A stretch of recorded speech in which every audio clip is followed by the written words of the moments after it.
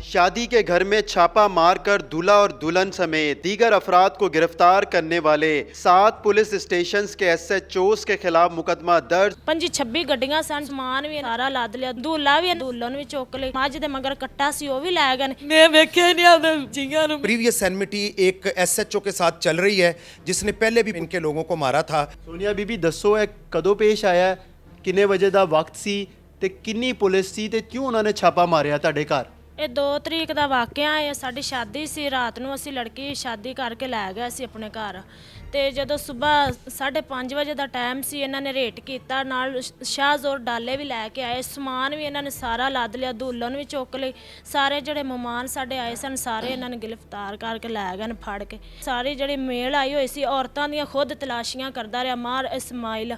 ਇਹਨੇ ਜ਼ੇਵਰ ਪੈਸੇ ਤਲਾਸ਼ੀਆਂ ਕਿਸ ਤਰ੍ਹਾਂ ਕਰਦਾ ਰਿਹਾ? ਫਿਜ਼ੀਕਲੀ ਜਿਸਮਾਨੀ ਤੌਰ ਤੇ? ਹਾਂਜੀ, ਜਿਸਮ ਦੇ ਵਿੱਚ ਹੱਥ ਪਾ ਕੇ ਲੇਡੀਜ਼ ਦੇ ਹਰ ਚੀਜ਼ ਇਹਨਾਂ ਉਤਾਰ ਲਈ, ਨੱਕਾਂ ਕੰਨਾਂ 'ਚ ਇਹਨਾਂ ਨੇ ਹਰ ਚੀਜ਼ ਲਾ ਲਈ। ਜਿਹੜੇ ਮਹਿਮਾਨ ਆਏ ਹੋਏ ਨੇ ਸਾਡੀ ਦੁਲਹਨ ਔਰ ਇੱਕ ਮੇਰੀ ਕਜ਼ਨ ਨਹੀਂ ਮਿਲਣ ਦਈ ਹਲੇ ਤੱਕ।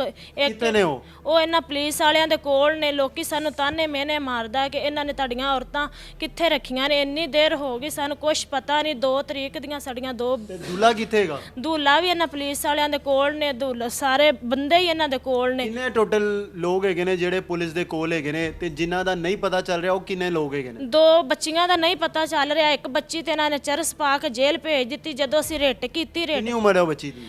ਉਹ ਸ਼ਾਦੀशुदा ਬੱਚੀ, ਉਹਦੇ 2 ਬੱਚੇ ਨੇ। ਅਸੀਂ ਬੜੇ ਪਰੇਸ਼ਾਨ ਆ, ਸਾਡੀਆਂ ਬੱਚੀਆਂ ਜਿੱਦਾਂ ਦੀਆਂ ਗਾਇਬ ਕੀਤੀਆਂ ਗਈਆਂ। ਅਦਾਲਤ 'ਚ ਹਾਈ ਕੋਰਟ ਜੱਜ ਨੇ ਕਿੰਨੀ ਦਫਾ ਕਿਹਾ ਪੇਸ਼ ਕਰੋ, ਨਹੀਂ ਪੇਸ਼ ਕਰਨ ਦਾ। ਇੱਕ ਰਾਣਾ ਅਕਰਮ ਹੈ ਟੋਬੇ ਸਦਰ ਦਾ, ਉਹਨਾਂ ਨੇ ਸਾਰਿਆਂ ਨੇ ਥਾਣੇ ਵਾਲਿਆਂ ਮਿਲ ਕੇ, ਟੋਬੇ ਵਾਲਿਆਂ ਨੇ ਤੇ ਰਜਾਣੇ ਵਾਲਿਆਂ ਔਰ ਗੋਜਰੇ ਵਾਲਿਆਂ ਨਾਲ ਸਾਰਿਆਂ ਰਲ ਮਿਲ ਕੇ ਰੇਟ ਕੀਤਾ। ਅੱਗੇ ਸਾਡਾ ਡਾਲਾ ਪਕੜ ਕੇ ਲਾਇਆ। ਇੱਕ ਸ਼ੌਕਤ ਚੀਮਾ ਜਿਨ੍ਹਾਂ ਨੇ ਰੇਟ। ਇਹ ਵੀ ਦੱਸੋ ਕਿ ਕਿੰਨੀ ਤਾਦਾਦ 'ਚ ਪੁਲਿਸ ਵਾਲੇ ਸੀ? ਕੋਈ ਸਾਦਾ ਕੱਪੜਿਆਂ 'ਚ ਆਏ ਨੇ, ਸਿਵਲ ਕੱਪੜੇ ਸਨ, ਤੇ ਕੋਈ ਇਹਨਾਂ ਦੇ ਵਰਦੀਆਂ 'ਚ ਆਏ ਨੇ। 25-26 ਗੱਡੀਆਂ ਸਨ ਜਿਨ੍ਹਾਂ ਤੇ ਆਏ ਨੇ, ਨਾਲ ਸ਼ਾਹਜ਼ੋਰ ਡਾਲੇ ਲੈ ਕੇ ਆਏ ਨੇ, ਸ਼ਾਦੀ ਦਾ ਸਾਰਾ ਦਲੇਜ ਵੀ ਲੈ ਗਏ ਨੇ। ਮੱਝ ਸੀ, ਇੱਕ ਮੱਝ ਦੇ ਮਗਰ ਕੱਟਾ ਸੀ ਉਹ ਵੀ ਲੈ ਗਏ ਨੇ। ਟਰੱਕ ਲੈ ਕੇ ਆਏ ਹੋਏ ਸਨ। ਉੱਥੋਂ ਚੱਲਦੇ ਹੋ ਆਪਣੇ ਇਲਾਕੇ ਤੋਂ ਲਾਹੌਰ ਆਉਂਦੇ ਹੋ, ਅਦਾਲਤਾਂ 'ਚ ਪੇਸ਼ ਹੁੰਦੇ ਹੋ? ਅਸੀਂ ਘਰ ਜਾਂਦੇ ਹੀ ਕੋਈ ਨਹੀਂ, ਇੱਥੇ ਕਦੀ ਕਿੰਦੇ ਘਰ ਰਹਿ ਲਈਦਾ, ਕਦੀ ਕਿੰਦੇ ਘਰ ਤੇ ਇੱਥੇ ਹੋ ਕੇ ਪੇਸ਼ ਹੋ ਜਾਈਦਾ। ਜਦ ਕਿਸੇ ਵੇਲੇ ਜਾਓ ਵੀ ਕਦੀ ਕਿਸੇ ਕੋਲ ਮੰਗ ਪੈਣ ਕੇ ਅਸੀਂ ਇੱਥੇ ਆ ਕੇ ਆਦਾ ਕਿਰਾਏ ਭਾੜੇ ਭਰ ਕੇ ਤੇ ਅਸੀਂ ਇੱਥੇ ਮਸਾਂ ਆਉਂਦੀਆਂ। ਮਾਂ ਜੀ ਕੀ ਨਾਂ ਹੈ ਤੁਹਾਡਾ? ਮੇਰਾ ਨਾਂ ਕੌਸਰ ਹੈ। ਤੁਸੀਂ ਕੀ ਲੱਗਦੇ ਹੋ ਦੁਲਹਨ ਦੁल्हा ਦੇ? ਉਹ ਮੇਰੀ ਨੂੰਹ ਸੀ ਤੇ ਉਹ ਮੇਰਾ ਪੁੱਤਰ ਹੈ ਅਬਦੁਲ ਜਬਾਰ। ਅਸੀਂ ਪਤਾ ਜਾਂਦੇ ਸੀ ਤੇ ਸਾਡੇ ਮੱਥੇ ਨਹੀਂ ਲਾਉਂਦੇ ਸਨ ਅੱਗੂ ਦੀ। ਕਿਉਂ? ਆਂਦੇ ਸਨ ਅਸੀਂ ਲਿਆਂਦੇ ਹੀ ਨਹੀਂ, ਅਸੀਂ ਪਕੜੇ ਹੀ ਨਹੀਂ, ਪਤਾ ਨਹੀਂ ਕਿੱਥੇ ਲੈ ਗਏ ਤੇ ਕਿੱਥੇ ਨਹੀਂ। ਪਰਚੇ ਪਾ ਕੇ ਉਹਨਾਂ ਨੂੰ ਮਾਰ ਮਾਰ ਕੇ ਉਹਨਾਂ ਨੂੰ ਤਬਾਹੀ ਲਾ ਦਿੱਤੀ ਉਹਨਾਂ ਦੀ। ਸਾਡੇ ਮੱਥੇ ਹੀ ਨਹੀਂ ਲੱਗੇ, ਸਾਡੇ ਨਹੀਂ ਲੱਗੇ ਮੱਥੇ।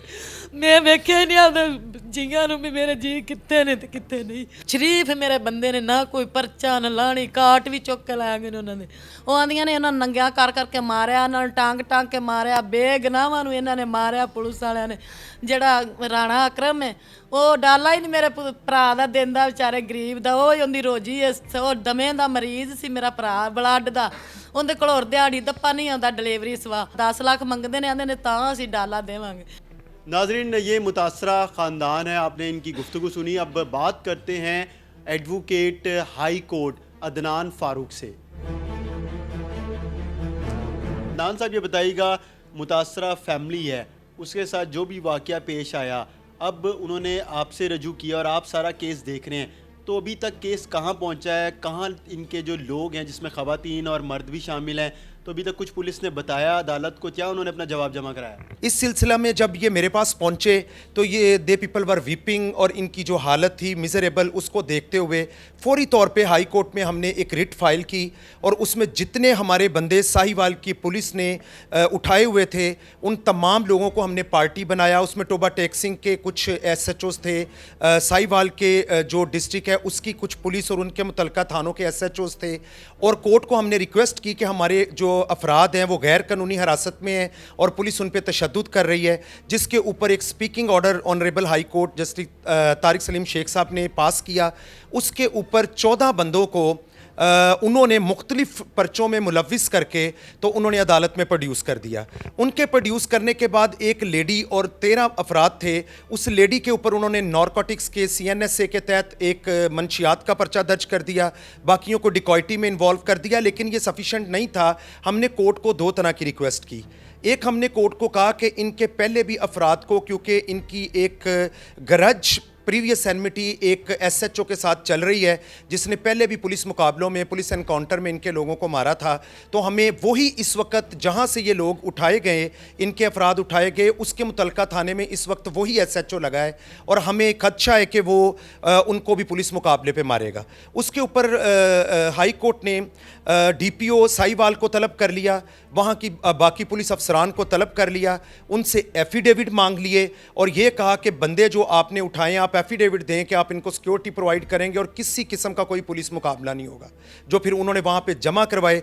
लेकिन बदकिस्मती से जो ये बारात, जहाँ पर इस बारात में उन्होंने रेड करके, छापा मार के और एक डकैतों की तरह एक रात के अंधेरे में पुलिस यूनिफॉर्म में आके जिस तरह उन्होंने दहशत फैलाई, उस पुलिस वालों ने बदकिस्मती से दुल्हा और दुल्हन को भी उठाया, लेकिन दुल्हा के ऊपर तो पर्चे दे दिए, दुल्हन आज तक नहीं मिल रही। दूल्हा के ऊपर किस चीज़ का पर्चा दिया? दुल्हा के ऊपर भी उन्होंने डिकॉइटी का पर्चा दर्ज कर दिया और उसके जो बाकी भाई थे, वालिद साहब थे, बाकी फैमिली मेंबरान थे, उनके ऊपर भी डिकॉइटी के पर्चे दर्ज कर दिए। कोई 6 से 7 एसएचओज हैं जो टोबा टेक सिंह के हैं और एसएचओज जो हैं साहिवाल के हैं, उनके ऊपर पर्चे दर्ज कर दिए और पर्चे दर्ज करके उनकी कॉपी अदालत में पेश कर दिया। लेकिन बच्चियां जो दो थीं, एक दुल्हन और एक और सोनिया बीबी, वो भी माइनर है, जुविनाइल है, छोटी एज की बच्ची है, वो दोनों अभी तक नहीं मिली। इजहार नाराज़गी करते हुए हाई कोर्ट ने कहा है कि मैं तफ्तीशी को दोबारा हुक्म कर रहा हूँ कि अगर आप नेक्स्ट डेट तक अपनी मर्जी का टाइम ले, अगर बच्चियाँ पेश ना हुई तो your RPO will be appear in person before the court.